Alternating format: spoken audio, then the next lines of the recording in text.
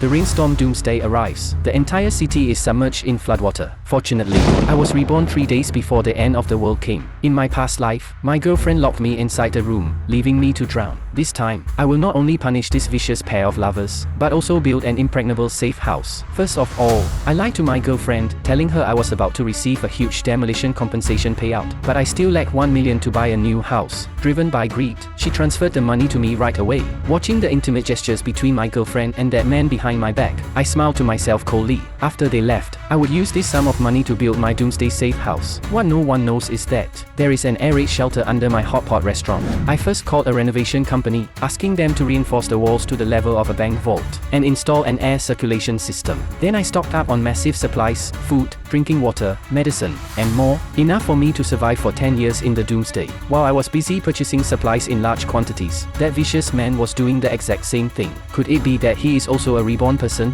这个想法让我后背瞬间冒出一层白毛汗，心脏狂跳，几乎要撞破胸腔。不可能这么巧，老天爷不会给我开这种玩笑。我强行压下内心的惊涛骇浪，努力维持着面部表情的自然，甚至让笑容显得更热情些。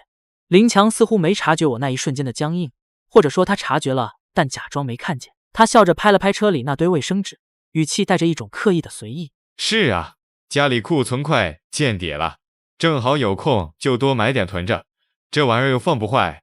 他话锋一转，眼神瞟向我，带着点试探。哟，对了，过2天不是说了要去你那儿住段时间吗？嘿嘿，总不好啥也不带，光蹭你的吧？那多不好意思。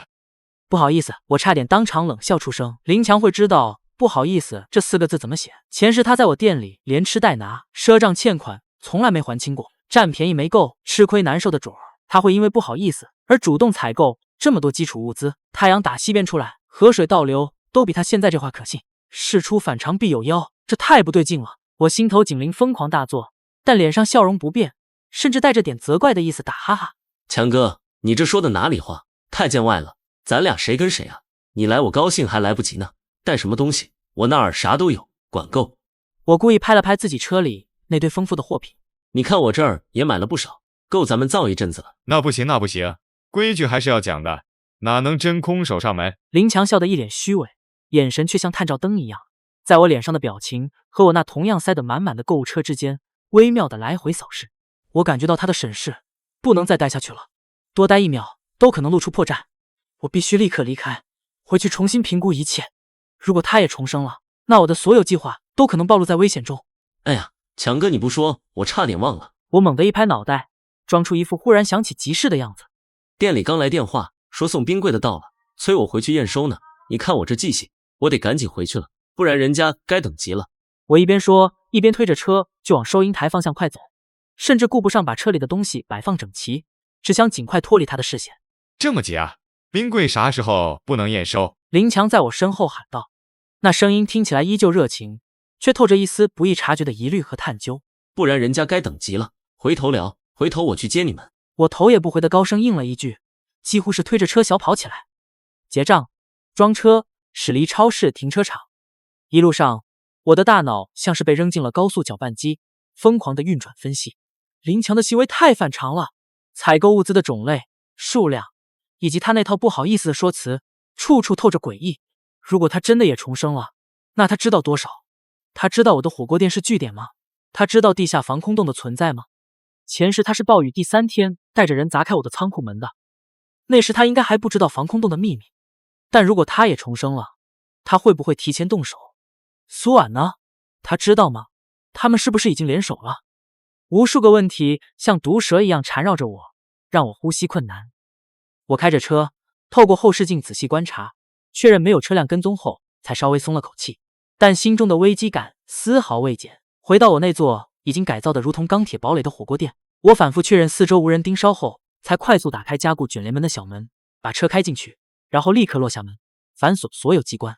安全感瞬间包裹而来，但我丝毫不敢大意。我首先检查了所有36个隐藏摄像头的监控画面，店内店外各个角度仔细查看，确认没有任何异常动静和陌生面孔。然后我下到防空洞，行走在密密麻麻堆积如山的物资之间，清点着足够我生活好几年的储备。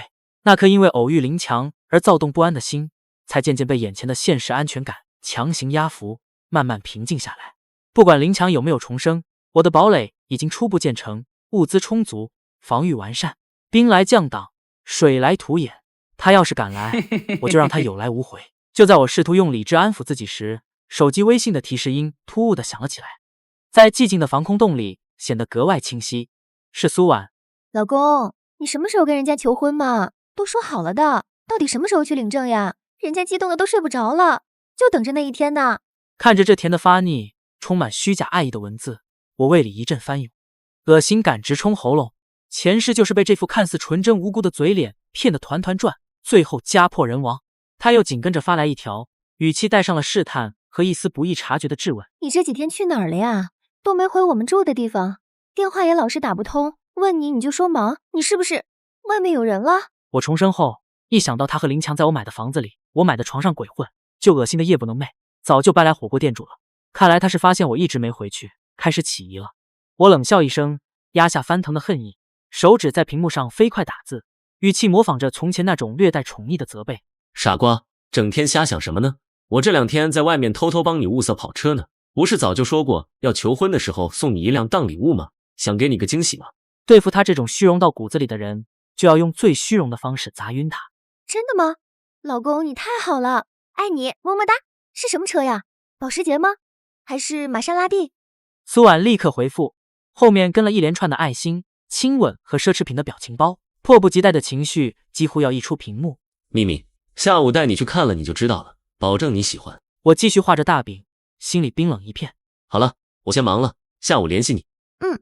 老公最好了，等你哦。我扔开手机，仿佛那是什么脏东西，目光落在防空洞墙壁上挂着的电子日历上。6月19日，距离预报中的暴雨完全淹没城区还剩不到24小时，空气沉闷得令人窒息，仿佛正在酝酿一场毁灭一切的疯狂。我忽然想起，我还有一些常用的衣服，几件有纪念意义的东西，以及所有重要的证件，身份证、户口本、房产证，特别是那几张高额人身意外保险的原件，还放在那个所谓的家里。那些东西必须拿回来，尤其是保险单，绝不能再落到那对处心积虑要我命的狗男女手里。虽然极度不想再踏进那个充满了背叛和恶心气味的地方，但为了彻底斩断后患，不留任何把柄给他们，我必须回去一趟。深吸一口气，仿佛要给自己注入足够的勇气去面对那令人作呕的场景。我拿起车钥匙，再次出门，再次回到这个曾经我以为会是我们的家的高档小区，心情复杂到了极点，但更多的是翻江倒海的恶心。我用钥匙打开门，屋里静悄悄的，带着一股沉闷的气息。苏婉大概又和林强出去加班或者逛街了，花着我的钱。我径直走向卧室，只想快速找到东西，一秒都不想多待。习惯性的，我掏出手机，点开了那个隐藏的监控 App。早在第一次发现他们俩蛛丝马迹的不对劲时，我就在卧室和客厅偷偷安装了针孔摄像头。本来是想抓住证据，看看到底是不是自己多心，没想到后来意外重生。这些摄像头倒成了我洞察他们恶毒阴谋的窗口。屏幕亮起，软件连接成功。然而下一秒，映入眼帘的高清画面让我的血液瞬间冻结，四肢百骸都透出刺骨的寒意。监控画面里，林强和苏婉正纠缠在我和苏婉的那张双人床上，忘情的拥吻抚摸，发出令人作呕的声音。画面不堪入目，我气得眼前发黑，手指控制不住的剧烈发抖，几乎要捏碎手机。虽然早就知道他们的龌龊事，虽然重生后不断用前世的惨剧提醒自己，但亲眼看到这极具冲击力、赤裸裸的背叛一幕，那股被最深信任之人捅刀的怒火和刻骨恨意依旧疯狂上涌，如同火山爆发，几乎要彻底冲垮我的理智。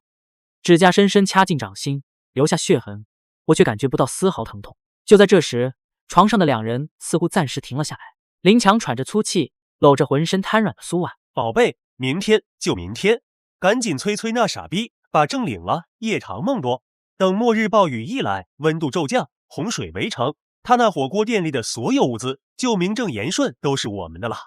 还有他最近偷偷囤的那些好东西。”苏婉依偎在他汗湿的怀里，点了点头。强哥，真的没问题吗？暴雨真的会像你说的那么可怕？而且他真的囤了很多东西，我们会不会搞错了？放心吧，100%可靠。林强语气斩钉截铁，带着一丝掌控一切的得意。消息来源绝对准确，暴雨一下就不是下雨那么简单了，是天漏了，温度会降到能冻死人，洪水马上就来。那傻小子最近像疯了一样到处买东西，搬回店里，我亲眼撞见好几回了。他那个店底下肯定有猫腻，绝对藏着大批物资。只要我们拿到结婚证，有了名分，到时候弄死他，轻而易举。他的钱，他的店，他囤的所有货，还有那几份高额的保险赔偿金，就全是我们的了。到时候我带你去早就准备好的安全屋，吃香的喝辣的，舒舒服服过末日。都听你的。苏婉闻言，最后一点疑虑也彻底消失了，脸上露出贪婪和期待的笑容，主动献上热吻。我看着监控里那对狗男女肆无忌惮地躺在我的床上，规划着我的死亡，瓜分着我的财产，全身因为极致的愤怒和恶心而无法控制的瑟瑟发抖。好，很好，原来你们打的是这个主意，如此恶毒，如此周密。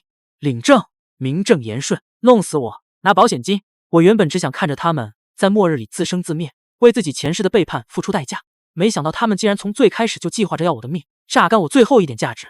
好，苏婉、林强，你们想玩，我就陪你们玩到底，看看最后死的是谁。巨大的，几乎要将我撕裂的愤怒之后，是一种冰冷的、近乎残酷的平静。滔天的恨意被强行压下，压缩成一颗坚硬冰冷的核，沉在心底，转化为极度冷静和清晰的计划。你们不是想领证吗？不是想要名分吗？我给你们，我都给你们。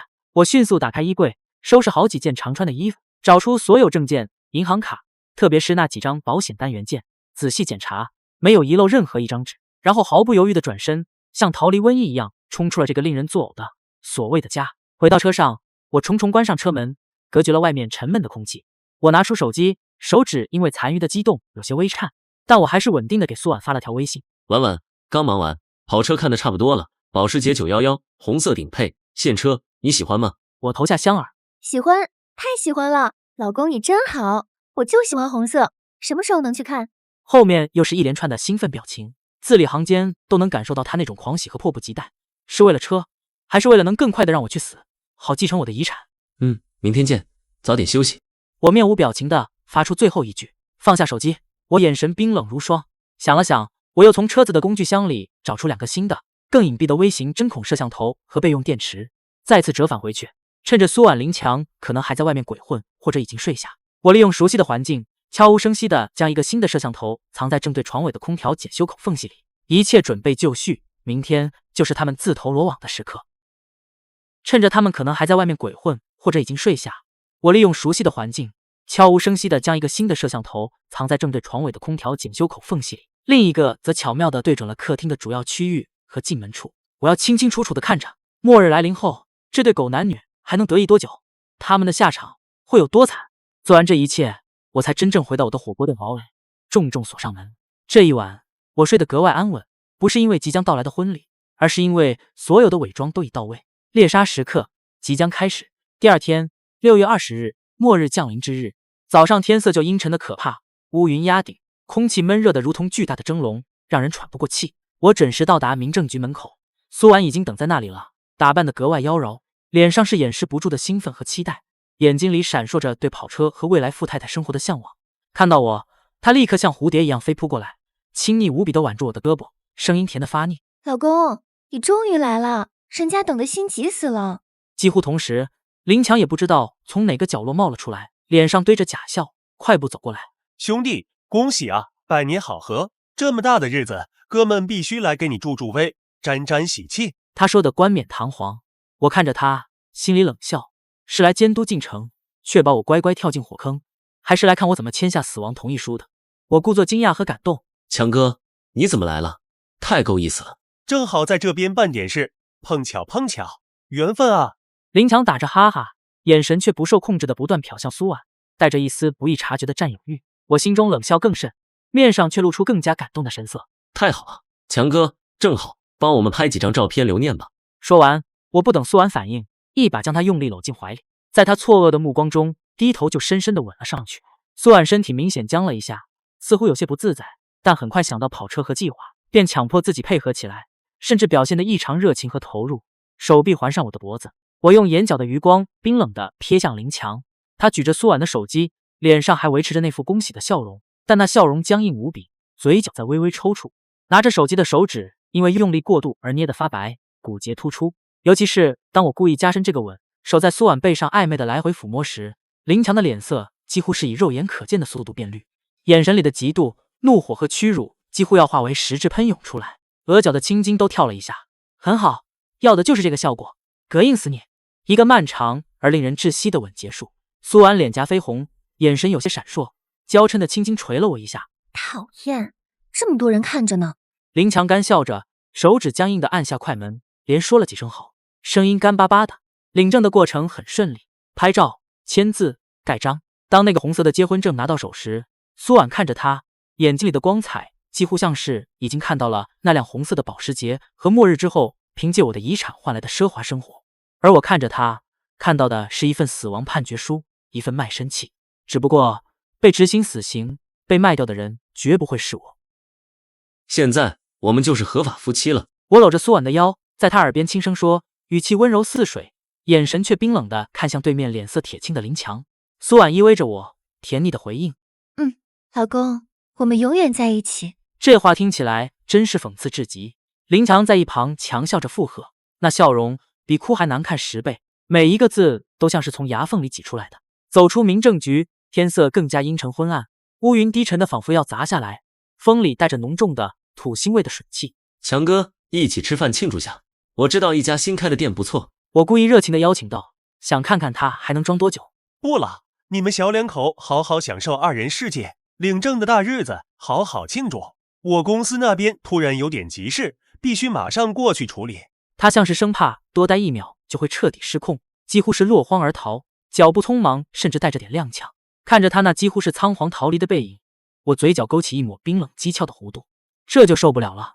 好戏还在后头呢。看着他那几乎是仓皇逃离的背影，我嘴角勾起一抹冰冷讥诮的弧度，这就受不了了。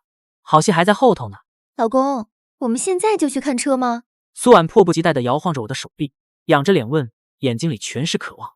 我先回店里一趟，拿点东西。下午吧，下午我保证带你去。你先回家，好好打扮一下，挑最漂亮的衣服穿上。等我电话，我来接你。我需要把它支开。好，一言为定哦，我等你电话。苏婉不疑有他，或者说完全被跑车冲昏了头脑，欢天喜地，一步3回头的打车走了。我看着他上车离去，脸上的笑容瞬间消失得无影无踪，只剩下冰冷的寒意。我立刻开车回到火锅店，停好车，我并没有立刻进去，而是坐在驾驶室里，紧紧盯着手机上的监控 App， 调出了家里的实时画面。果然，不到半小时，林强就输入密码，打开门，出现在了我那个家里。他脸色阴沉的可怕，一进门就烦躁地扯开领带。苏婉也很快到家了，脸上还带着兴奋的红晕。一进门，林强就猛地一把抓住苏婉的手臂，把她拽进怀里。领证了，很开心，跟他吻得挺投入啊，很享受吧？他的手劲很大，捏得苏婉皱起了眉。苏婉吃痛，用力推开他。你发什么神经？吃什么肥醋？不就是做戏吗？不这样他能放心？能这么痛快的去领证？赶紧想想下一步怎么办。暴雨到底什么时候来？我看这天色不对劲。急什么？就是今天，消息绝对准确。等他下午回来，我们就……他停下脚步，对着苏婉做了一个凶狠的抹脖子的动作，眼神狠毒。东西准备好了。放心，刀早就磨快了，就藏在床底下。胶带、绳子都备好了。等他一进门，我们就……能不能制服他？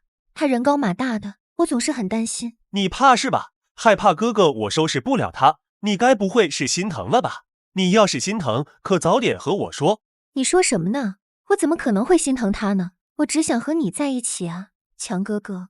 我看着监控，听着他们用最平静的语气讨论着如何杀我，内心竟然毫无波澜，甚至有点想笑。抱歉，让你们失望了，你们的完美计划注定要落空了，我不会再回去了。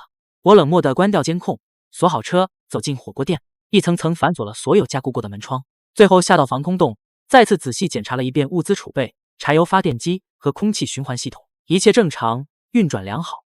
下午，天色彻底黑透，如同夜晚提前降临。紧接着，暴雨如期而至，如同天河决堤。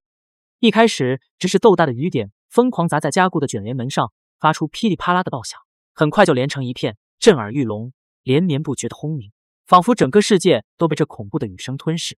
透过小小的通风口和监控摄像头，我看到室外温度显示从30多度开始一路暴跌，如同自由落体。我下到温暖明亮的防空洞，再次仔细检查，厚重的混凝土结构完好无损，所有接口缝隙都用了最好的防水材料处理，雨水并未有丝毫渗透。德国静音柴油发电机平稳地工作着，供电稳定，空气循环系统正常运转，将过滤后的新鲜空气源源不断送入。室内的温度恒定在舒适的20度左右。货架上食物、水、药品、工具琳琅满目，足够我生活很久。这里是末日暴雨中唯一的安全孤岛，是温暖干燥的天堂，而外面已是冰冷绝望的地狱。我的手机很快响了起来，屏幕上跳动着林强的名字。我看着那名字，直接挂断，然后毫不犹豫地将他的号码拖进了黑名单。紧接着，苏婉的电话也打了进来，同样处理。世界瞬间清静了不少。我打开监控，切换到家里的摄像头，画面里林强和苏婉裹着厚厚的被子缩在床上，脸上早没了白天的兴奋和算计。窗外的暴雨声如同万千厉鬼在哭嚎咆哮，恐怖至极。他们还能依靠空调取暖，但两人脸上的表情清楚地表明，他们知道电力供应维持不了多久了。妈的，电话打不通，关机了。林强气得一把将手机摔在厚厚的被子上，发出沉闷的一声。他是不是发现什么了？苏婉声音发抖，带着哭腔，紧紧抓着被子。发现个屁，可能信号基站被雷劈了，或者手机没电了，他肯定在哪躲雨呢。林强故作镇定，但眼神里的慌乱出卖了他。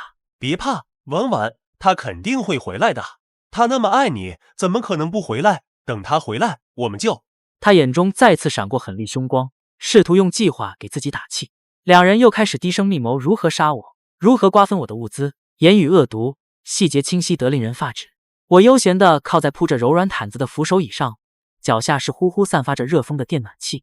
面前平板电脑的屏幕上分屏显示着家里各个角落的监控画面，防空洞里恒温20度，温暖如春，而屏幕里那个曾经所谓的家已然是一个冰冷绝望的牢笼。画面中，林强和苏婉像两只无头苍蝇，在光线昏暗、寒意渐浓的房间里翻箱倒柜。他们掀开了沙发垫，掏空了床头柜，甚至把衣柜里的衣服全都扔了出来，抖落一遍，期望能找到一点点被遗忘的物资，或者那关键的能让空调遥控器重新工作的电池。两人的动作因为寒冷而显得有些僵硬笨拙，脸上早没了之前的算计和得意，只剩下焦躁、恐慌和因低温而泛出的青白色。苏婉一边找一边不住地搓着手哈气。怎么会没有？我记得之前还有备用的。苏婉带着哭腔喊道，声音在空旷冰冷的房间里显得格外尖利。闭嘴，肯定是你乱放找不到了。林强恶声恶气的回骂，继续徒劳地翻找着。看着他们这狼狈不堪的样子，我嘴角勾起一抹冰冷的弧度，拿起手边温热的茶杯，轻轻嘎了一口。真是一场好戏。就在这时，我的手机响了，屏幕上跳动着陌生的号码。我看着监控视频里苏婉举着手机的样子，心里生出一个恶趣味。我故意让铃声响了几遍，才慢悠悠地划开接听键，顺便点开了录音功能。喂，哪位啊？我的声音平静，与电话那头急促的喘息形成鲜明对比。老公，你到底在哪儿啊？怎么还不回来？苏婉的声音又急又慌，还带着一丝不易察觉的试探。家里空调遥控器没电了，电池，你知不知道电池放哪儿了？快找找，冷死了。哦，我倒是把这事儿给忘了。离开那个令人作呕的地方时，我顺手把家里所有能找到的备用电池，包括遥控器里那对已经用了半截的，全都揣走了。一点能让他们稍微舒服点的东西，我都不想留。我故意停顿了一下，仿佛在回忆，然后才慢条斯理地说：电池？哦，你说那个啊？我起身走到防空洞的物资架旁，从一个盒子里拿出一板崭新的7号电池，拆下2节，然后我找了个光线好的角度，用手机对着这2节电池，咔嚓拍了一张清晰的特写照片。你说的是这个吗？我一边说着，一边把照片通过微信给他发了过去。电话那头沉默了几秒，显然是看到了照片。你拿走了？你拿电池干什么啊？快拿回来，家里冷得受不了了。我轻笑一声，语气带着明显的嘲讽。拿回来？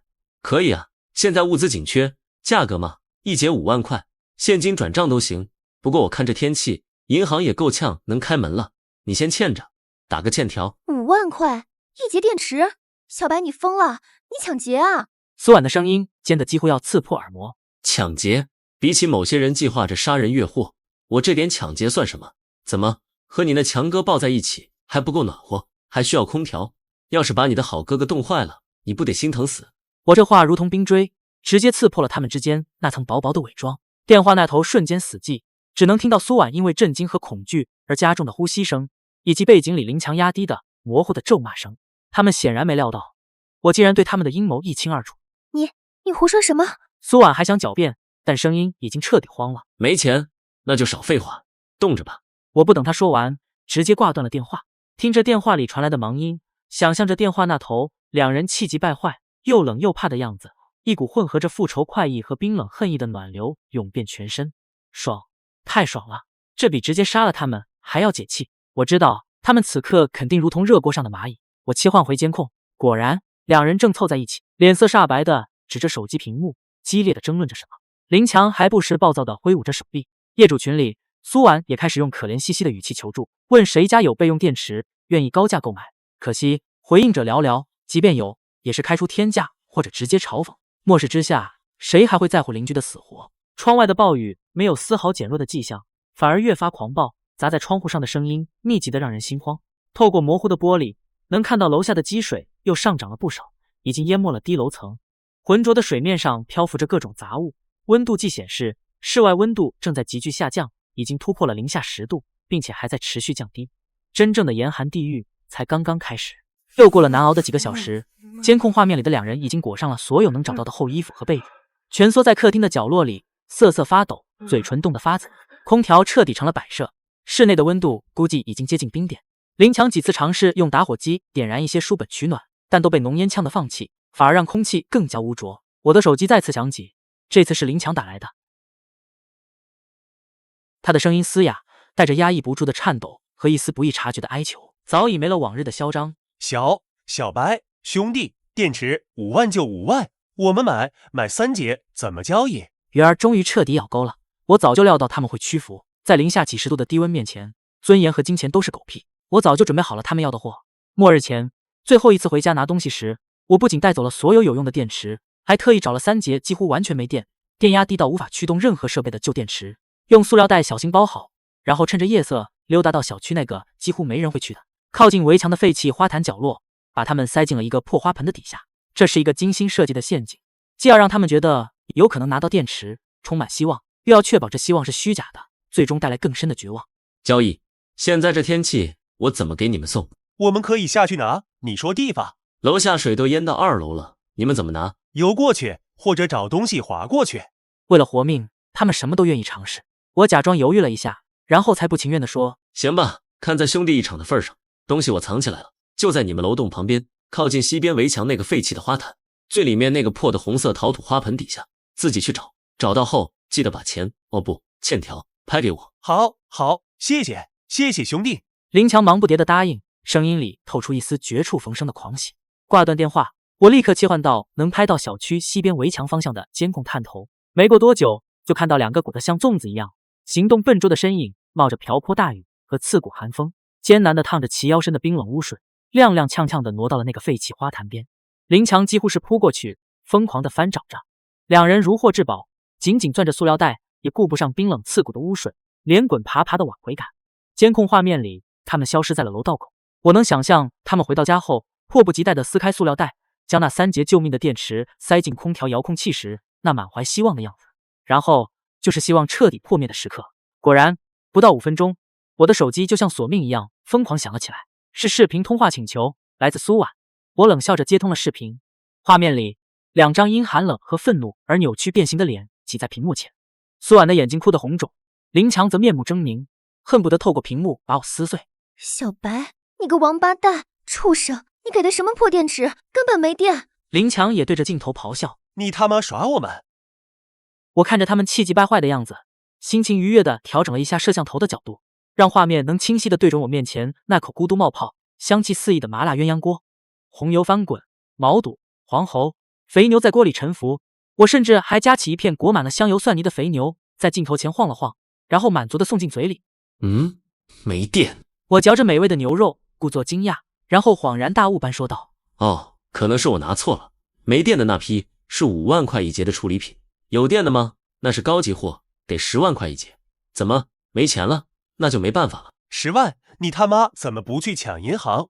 林强目眦欲裂，脏话如同连珠炮一样喷射出来，各种恶毒的诅咒不绝于耳。苏婉也在一旁哭骂，骂我不得好死，骂我没良心，诅咒我出门就被洪水冲走。我任由他们骂着，甚至把手机拿远了一点，免得噪音影响我享用火锅的兴致。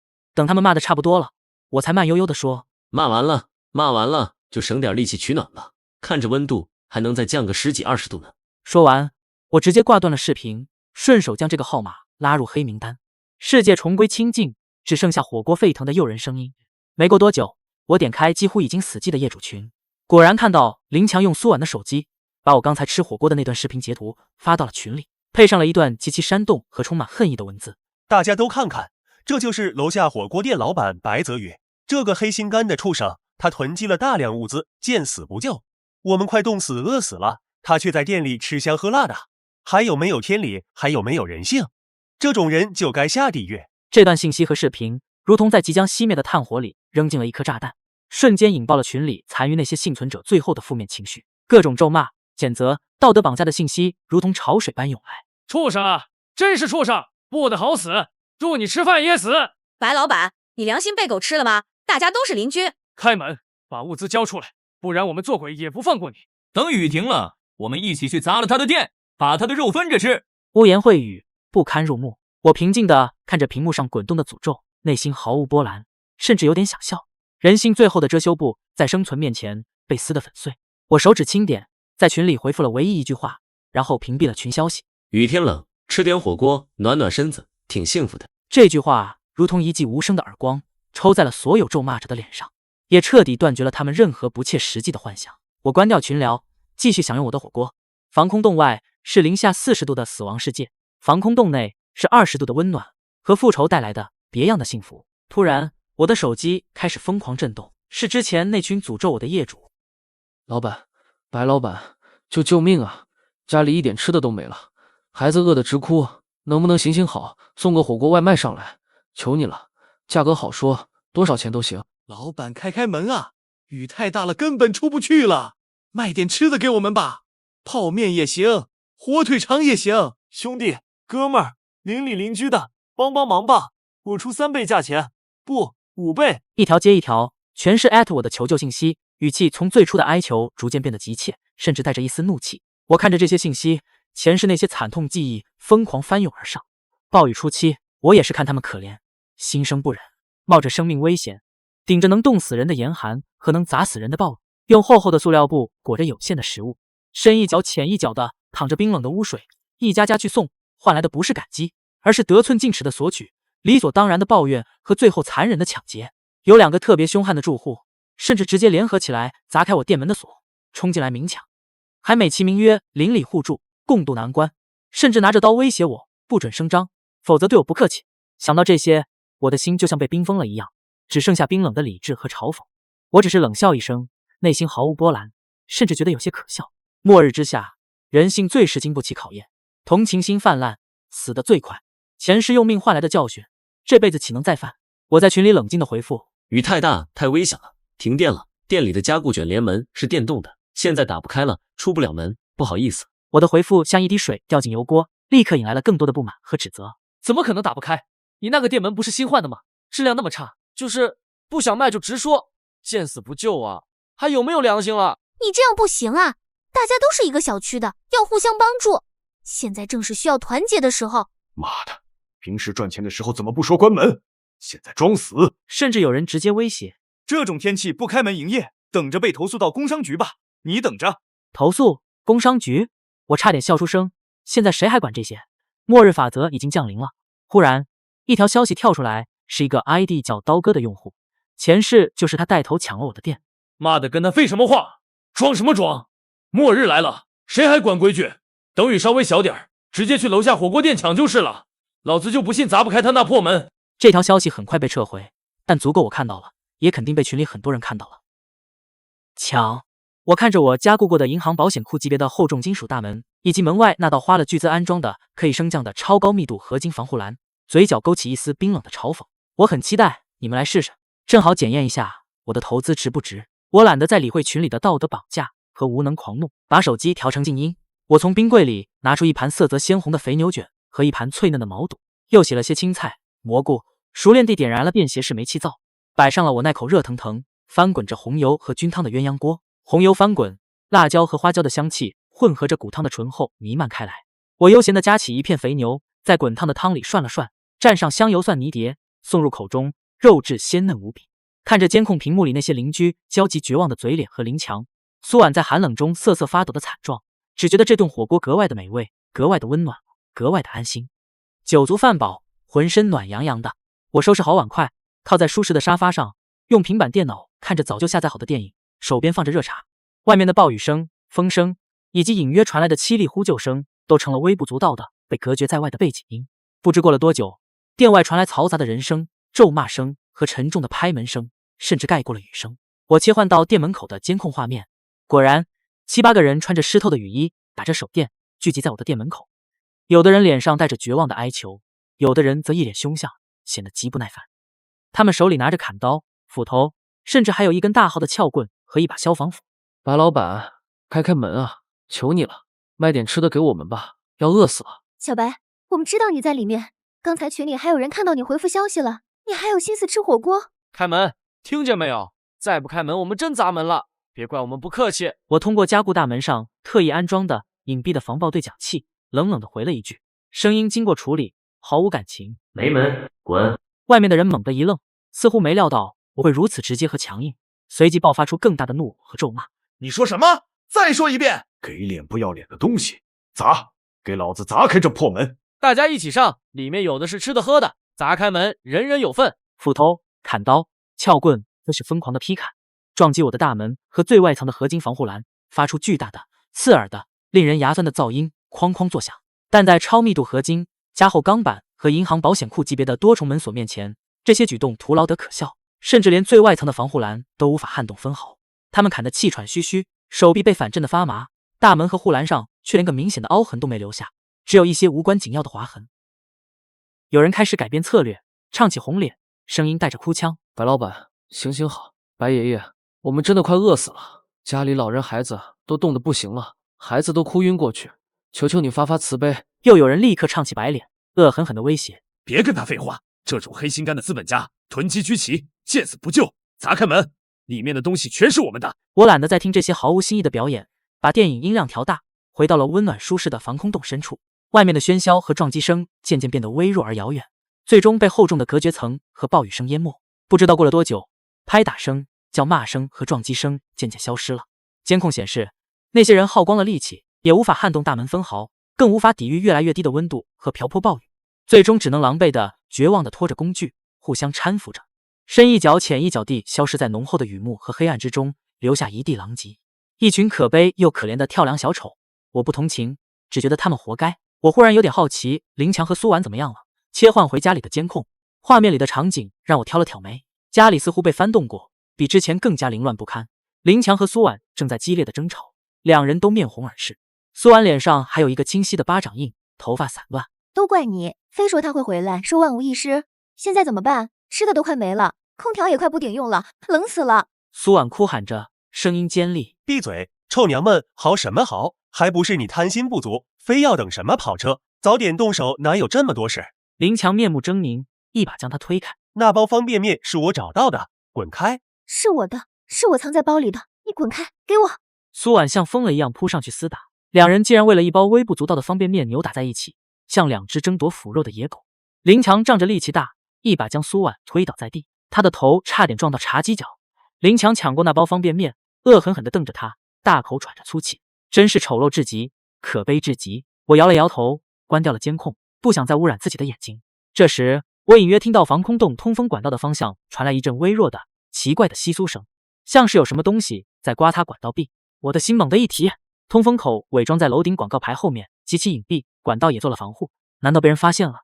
有人想从这里突破进来？我立刻警惕起来，拿起一直放在手边的锋利消防斧，小心翼翼地沿着阶梯走到通风管道入口处，屏息凝神，仔细倾听。声音断断续续，很微弱，不像人发出的沉重脚步声或工具声，更像是什么小动物在无力的挠抓和呜咽。我犹豫了一下，小心地打开通风管道内侧的检修口防护网，用强光手电照进去。光线尽头，一只浑身湿透、沾满泥污、瑟瑟发抖的小狗蜷缩在管道拐角，看起来只有几个月大，品种像是常见的中华田园犬，瘦得皮包骨头，虚弱的连叫的力气都没有了，只有一双乌溜溜的眼睛，可怜兮兮的，充满求生欲的望着我，发出细微的哀鸣。我顿时松了口气，紧绷的神经放松下来，随即心里一软。末日之下，人都变成魔鬼，为了口吃的能互相残杀。这小东西倒是顽强，不知道是怎么跑到这里来的，居然活了下来。我小心地把它抱了出来，它的身体冰冷，还在微微颤抖。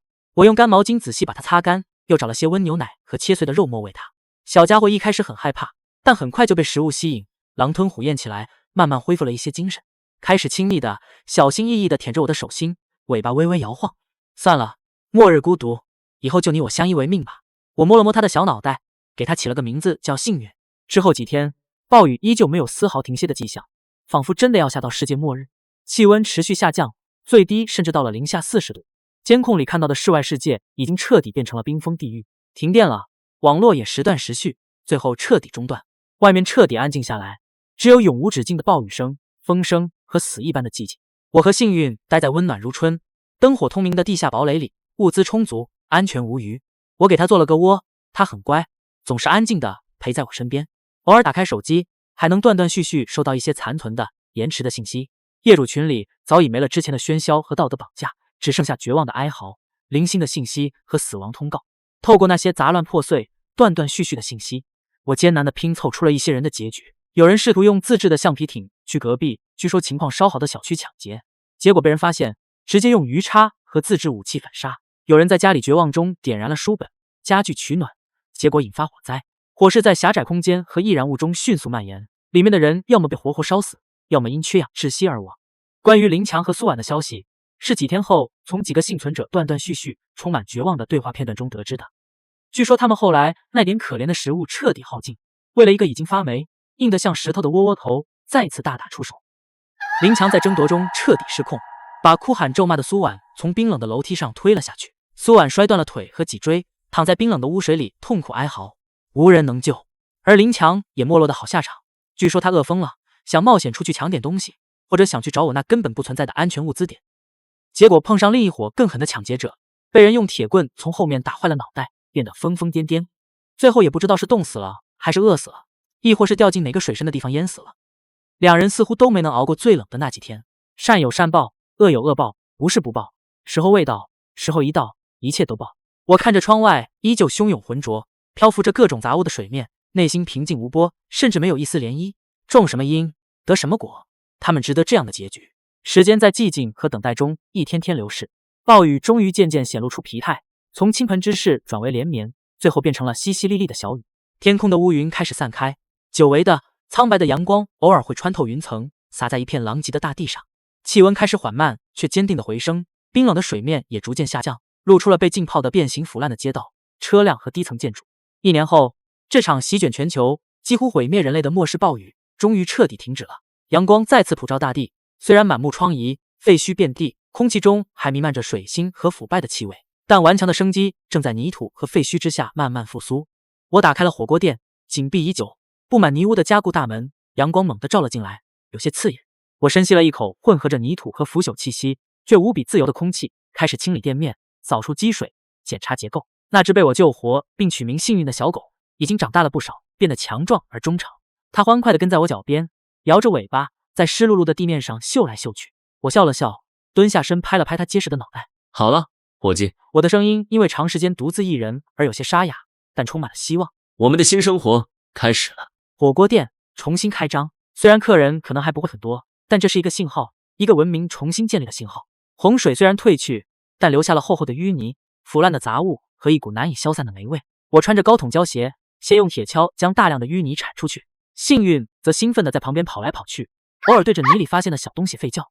就在我清理到店门口那块加固的升降防护栏时，发现栏杆缝隙里卡着一个小木盒，已经被泥浆糊得看不出原样。我费了点劲把它抠出来，用水冲洗干净，发现是一个做工还算精致的首饰盒。打开一看，里面不是什么珠宝，而是一张被塑料纸小心包着的内存卡，还有一张皱巴巴、被水泡过、字迹有些模糊的纸条，上面用潦草的字迹写着：留给后来的人，记录真相，小心。我心中一动，想起了末世初期那些混乱的日子，这可能是哪个绝望的幸存者在最后时刻塞进来的。真相？什么真相？带着疑惑，我回到防空洞，那里还有电和设备。我将内存卡插入读卡器，连接电脑，里面是几段用手机拍摄的摇晃视频。第一段视频，拍摄者似乎躲在窗帘后面，画面里可以看到窗外暴雨如注，街道开始积水。拍摄者压低声音说：第3天了，雨根本没停的意思，反而更大了。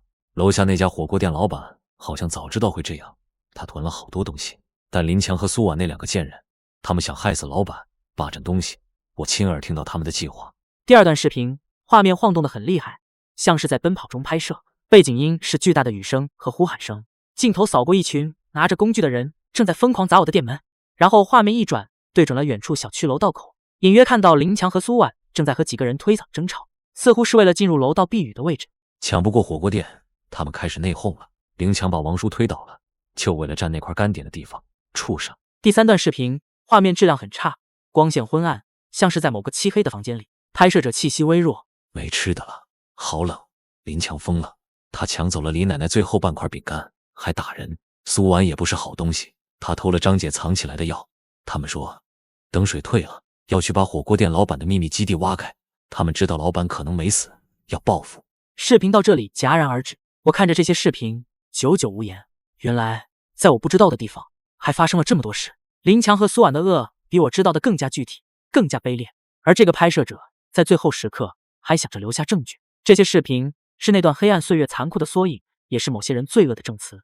虽然他们已经得到了应有的惩罚，但这些记录或许应该以某种方式保存下来，警醒后人。我将内存卡小心收好，也许有一天，当秩序完全重建，这段历史需要被铭记。清理工作继续。几天后，街道上的淤泥被大致清理出一条通道，偶尔有面黄肌瘦、眼神金黄的幸存者小心翼翼地从附近建筑里探出头，看到我在清理店铺，眼神复杂，有好奇，有畏惧，也有残留的一丝贪婪。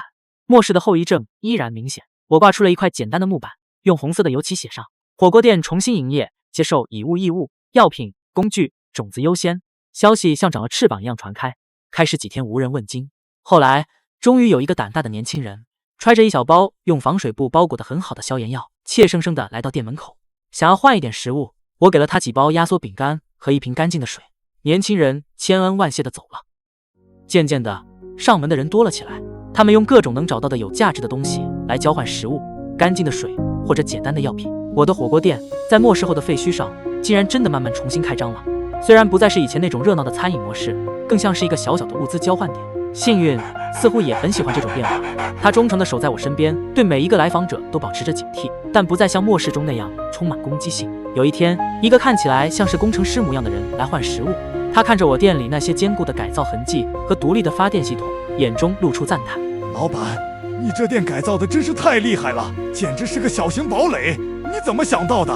要不是你这地方，估计……他没说完，但我明白他的意思。我笑了笑，递给他一些土豆，只简单说了句运气好，以前就喜欢瞎琢磨。日子一天天过去，水面继续下降，更多的道路露出来，开始有官方的救援队伍和工程车辆缓慢进入城区。广播里也开始出现恢复秩序、统计幸存者、重建家园的通知，希望真正开始降临。但我没有忘记那张内存卡和里面的真相。在一个救援站初步建立起来后，我复制了一份视频，匿名寄给了负责统计和记录的工作人员。那些罪恶应该被知晓，那些逝去的生命应该被记住，哪怕只是为了警示生者。又过了几个月，基本秩序得到了恢复，虽然距离完全重建还很遥远，但人们脸上已经多了不少生气。我的火锅店也真正开始恢复正常的餐饮营业，虽然食材有限，但热腾腾的火锅再次飘香，吸引着劫后余生、渴望温暖和聚集的人们。我站在门口，看着渐渐有了人气的街道，幸运安静地蹲在我脚边，夕阳的余晖洒在我们身上，温暖而平和。过去的仇恨和苦难已经沉淀，化为了继续前行的力量。未来或许依然艰难，但至少我们活下来了，并且有了新的开始。